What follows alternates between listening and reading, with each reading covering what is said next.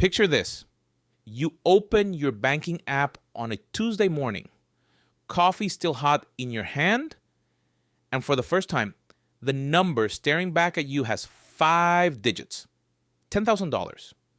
You read it twice, maybe 3 times. It doesn't feel real, but it is. And here's what nobody tells you about that moment. Something just changed in your financial life that has nothing to do with the number itself. Because your first $10,000 is not just savings. It is the most mathematically powerful money you will ever accumulate. More powerful than the next $10,000. More powerful than the $50,000 after that. And we are going to show you exactly why with real numbers. Meet Priya and James. Same age, 28. Same city, somewhere in the suburbs of Ontario. Same take-home income, $52,000 a year after tax. Priya hits $10,000 in savings this year. James is still working on it. He tells himself he'll start properly when he makes more money. That thought smells like comfort. It feels reasonable. It is one of the most expensive decisions he will ever make. We'll come back to both of them. Here is the concept that changes how you think about money forever. Compounding does not care how hard you worked. It only cares how long it has been running. At 7% annual return, a conservative long-term estimate for a balanced index portfolio, $10,000 invested today doubles roughly every 10 years. By age 38, $20,000 without adding another dollar. By age 48, $40,000. By age 58, $80,000. By age 65, over $130,000 from one $10,000 contribution made at 28. Now here's where it gets interesting. What if Priya had waited until 38 to invest that same $10,000? By 65, roughly $66,000, the wait cost her $64,000. Not because she invested less, because she started 10 years later. That is the mathematics of the first $10,000. Time is the ingredient you cannot buy back. And the earlier you put money to work, the more it works without you. Charlie Munger, Warren Buffett's partner for decades, said it plainly. The first $100,000 is but you got to do it. He was talking about $100,000. But the same truth applies to $10,000. Getting there is the hard part. Everything after that has momentum working for it. So what changes after saving $10,000? The math matters. But the psychology matters just as much. People who have crossed the $10,000 threshold describe something that is hard to put into words. The financial anxiety doesn't disappear, but it changes texture. It goes from sharp and jagged to something duller, more manageable. Here is what actually shifts. 1. Emergencies stop being catastrophes. Before $10,000, a $1,500 car repair smells like panic. Your stomach drops. You feel it before you even open the estimate. You are already running through which bill you can delay, whether you can ask someone for help, whether this is the thing that finally breaks the month. After $10,000, that same repair is an inconvenience. You feel it, but you don't spiral. You write the check, you rebuild, and you move on. The ground under your feet feels different. 2, you stop making fear-based financial decisions. Before $10,000, financial decisions are made under pressure. You take the first job offer because you need the income. You don't negotiate because you cannot afford to walk away. You stay in a situation longer than you should because leaving feels impossible without a cushion. And after $10,000, you have what money coaches call a no fund. The ability to say no, to wait, to choose, that invisible power is worth more than the $10,000 itself. 3. Compounding becomes real, not theoretical. Before $10,000, investment returns are abstract. A 7% return on $500 is $35. You barely notice it. But at $10,000, a 7% year adds $700 to your balance without you doing anything. You can feel it.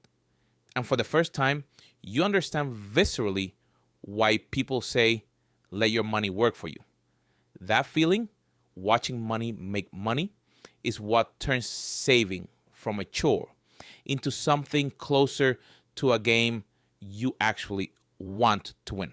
Let's go back to Priya and James. Priya hits $10,000 at 28. She opens a TFSA and puts it into a low-cost index ETF, something like XEQT or VEQT. She automates $400 a month. Going forward, she does not touch it. James waits. He gets a raise at 30. Feels good. Upgrades his apartment, $400 more a month. Gets a newer car, $350 more a month. Tells himself he will start investing once things settle down. The air in his apartment smells like new furniture and tastes like the coffee shop around the corner he now visits every morning. Life feels better, but the automatic investment never gets set up. The raise disappears into a slightly more expensive version of the same month. At 38, James finally starts. Same $400 a month, same index funds. Here's where they stand at 65. Priya, $10,000 lump sum at 28, plus $400 a month from 28 to 65 at 7% return, approximately $840,000.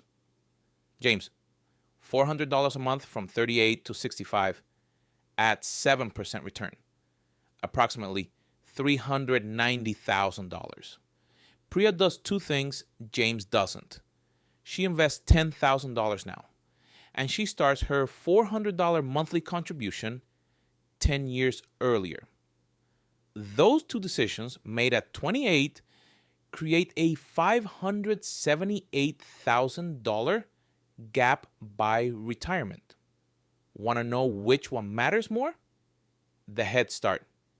Even without the $10,000 lump sum, starting at 28 instead of 38 is worth $455,000 by age 65. The lump sum adds another $122,000 on top of that. Together, $578,000 from two decisions made before turning 30. Here is something that does not get said enough. For families who came to Canada with almost nothing, the first $10,000 carries a weight that goes beyond mathematics.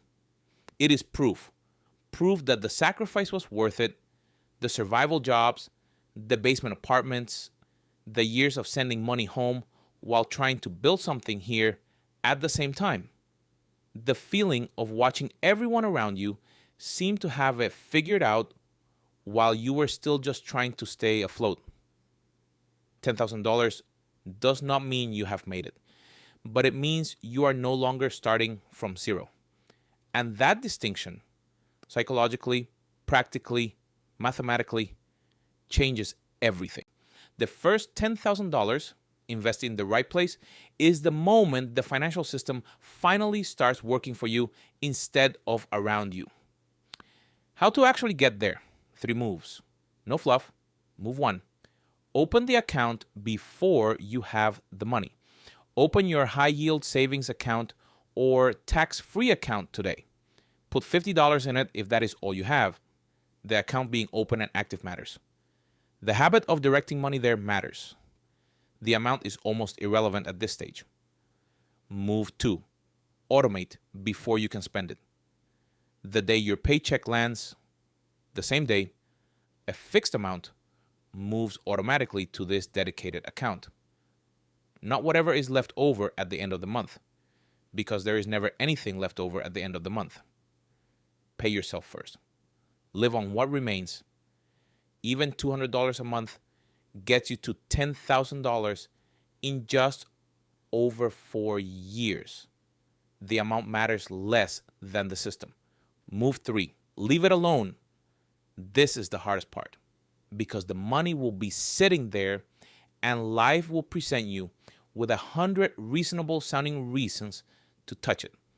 A trip that feels earned, a gadget that feels necessary, a situation that feels urgent. Most of them are not emergencies. An emergency fund handles emergencies. Your tax sheltered accounts are not an emergency fund. It is a wealth building engine. Treat it differently. Most people who feel behind financially are not behind because of bad decisions. They are behind because of delayed starts. Because they waited until it felt like the right time. Because they told themselves the same thing James told himself. I'll start when I make more. The right time was yesterday. The second best time is today. Your first $10,000 is not just a number. It is the moment compounding finally has enough fuel to ignite. It is the moment fear-based decisions start to loosen their grip. It is the moment, for many newcomers, that the plan starts to feel real. Get there as fast as you can with whatever you have, because everything that comes after it is easier.